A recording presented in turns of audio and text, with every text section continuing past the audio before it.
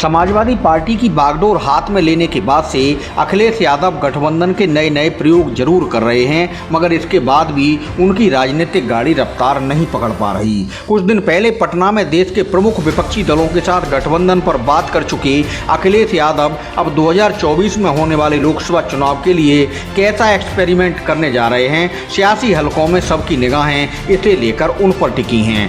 गठबंधन की सुगबुगाहट के बीच सवाल ये भी पैदा हो रहा है कि सैफई खानदान के चुनावी प्लेयर अब की कौन कहां रण में आने वाले हैं। चर्चाएं कुछ ऐसी हैं कि अखिलेश यादव खुद कन्नौज से चुनावी दंगल में कूद सकते हैं तो चाचा शिवपाल सिंह यादव आजमगढ़, भाई धर्मेंद्र यादव फिर बदायूं, अक्षय यादव फिरोजाबाद और पत्नी डिंपल यादव पुनः मैनपुरी के मैदान में उतारे जा सकते हैं। बदायूं से सटी आंवला लोकसभा सीट पर चुनाव लड़ने सपा की ओर से अपने महासचिव स्वामी प्रसाद मौर्य को भेजे जाने की चर्चाएं भी जोर पकड़ रही हैं। यूपी की बात करें तो समाजवादी पार्टी सांसदों की संख्या के मामले में मायावती की बसपा से पीछे है। 2019 का लोकसभा चुनाव सपा बसपा मिलकर लड़े थे, मगर सांसद मायावती की पार्टी के ज्यादा जीते थे, जबकि सपा महज 5 सीटों पर ही सिमट कर रह गई थी।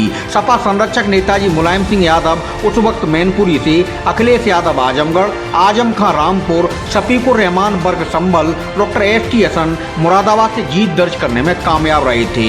लेकिन सैफई घराने की बहू डिंपल यादव को कन्नौज और धर्मेंद्र यादव को बदायूं से हार का सामना करना पड़ा था। स्वामी प्रसाद मौर्य उस समय भाजपा में थे और बदायूं से अपनी बेटी संघमित्रा मौर्य को जिताने में पूरा दम लगाया था। वही स्वामी प्रसाद अब समाजवादी पार्टी में हैं और अपने लिए चुनावी जमीन तलाश रहे। नेताजी मुलायम सिंह यादव के निधन के बाद मैनपुरी और अखिलेश आजम के इस्तीफे के बाद आजमगढ़ रामपुर में हुए उपचुनाव में भी सपा को भारी नुकसान हुआ। स्वर्गीय मुलायम सिंह यादव की पुत्रवधू डिंपल यादव मैनपुरी से बड़े अंतराल से चुनाव जीतने में जरूर कामयाब रहीं, मगर आजमगढ़ और रामपुर जैसे समाजवादी गढ़ भाजपा ने अखिलेश से। मौजूदा समय में यूपी के अंदर जहां भाजपा के पास 66 सांसदों की ताकत है तो 10 की संख्या के साथ नंबर 2 का खिताब बसपा के पास है। सांसद संख्या बल में सपा यूपी की नंबर 3 पार्टी है, जिसके लोकसभा में अभी 4 सदस्य हैं। जहां तक चुनावी गठबंधन का सवाल है तो देश में ऐसे प्रयोग सफल भी हुए हैं और विफल भी, मगर अब की बार लग रहा है कि केंद्र और राज्य की सत्ता पर काबिज दमदार भाजपा से मुकाबले को समाजवादी पार्टी फिर गठबंधन की राह जाने वाली है। 2019 में अखिलेश मायावती का चुनावी गठजोड़ सिर्फ चुनाव तक ही चल सका और उसके बाद गठजोड़ की कहानी किसी से छिपी नहीं है। कांग्रेस, सपा, तृणमूल, राजद, जेडीयू, आम आदमी पार्टी और राष्ट्रवादी कांग्रेस पार्टी जैसी विपक्षी पार्टियां पटना में हुई मंत्रणा बैठक के बाद 2024 के लिए चुनावी गठजोड़ की राह पर जरूर आगे बढ़ती नजर आ रही हैं, मगर मायावती सबसे अलग एकला चलो की पॉलिसी में ही फायदे वाले तेवर दिखा रही हैं। बड़ा प्रश्न यूपी में समाजवादी पार्टी को लेकर है, जो 2017 के बाद से राज्य की राजनीति में घाटे पर घाटा उठा रही है। सपा अध्यक्ष बनने के बाद अखिलेश ने सबसे पहले विधानसभा चुनाव में राहुल गांधी से हाथ मिलाया था, मगर कांग्रेस से चुनावी दोस्ती के बाद भी वह यूपी की सत्ता में वापसी नहीं कर सके।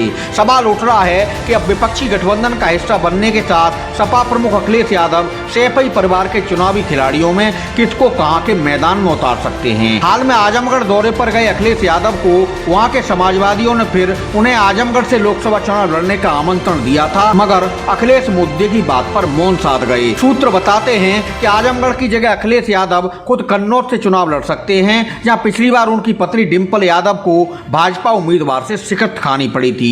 डिंपल अब मैनपुरी से सांसद हैं, तो इस बात की संभावना ज्यादा है कि पार्टी उन्हें फिर मैनपुरी के ही मैदान में उतारेगी। पार्टी में हो रही चर्चाओं पर गौर करें तो सैफई फैमिली के तीसरे बड़े राजनीतिक खिलाड़ी शिवपाल सिंह यादव को 2024 में आजमगढ़ का दंगल लड़ने भेजा जा सकता है। बताने की जरूरत नहीं कि शिवपाल सिंह यादव ही आजमगढ़ में नेताजी मुलायम सिंह यादव की चुनावी रणनीति संभालते थे।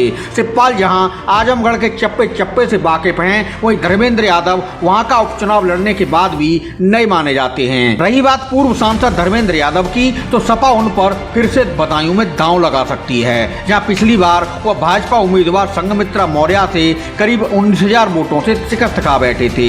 मौजूदा समय में साइकिल की सवारी कर रहे पूर्व केंद्रीय मंत्री सलीम इकबाल शेरवानी तब कांग्रेस की टिकट पर चुनाव लड़कर 50,000 से ज्यादा बदायूं में वोट ले गए थे। स्वामी प्रसाद मौर्य अभी तक भाजपा में थे और धर्मेंद्र यादव को हराने के लिए पूरा जोर लगाते दिखे थे। कहा यह भी जा रहा है कि स्वामी प्रसाद के सपा में रहते उनकी सांसद बेटी संघमित्रा का आगे को लेकर क्या राजनीतिक फैसला होगा, सियासी हलकों में इस बात को लेकर बदायूं बेहद सस्पेंस में डालने वाला है। हालांकि बदायूं से बरेली तक सपा कैंप में चर्चाएं पूरी तेजी से चल रही हैं कि स्वामी प्रसाद मौर्य को सपा आंवला के मैदान में उतार सकती है, जहां मौर्य मतदाताओं की संख्या काफी ज्यादा है। फिलहाल समाजवादी पार्टी के बंधन गठबंधन की ये चुनावी कहानी सैफई परिवार के चुनावी खिलाड़ियों के आसपास घूम रही है, जिन पर भाजपा भी पैनी नजरें जमाई है।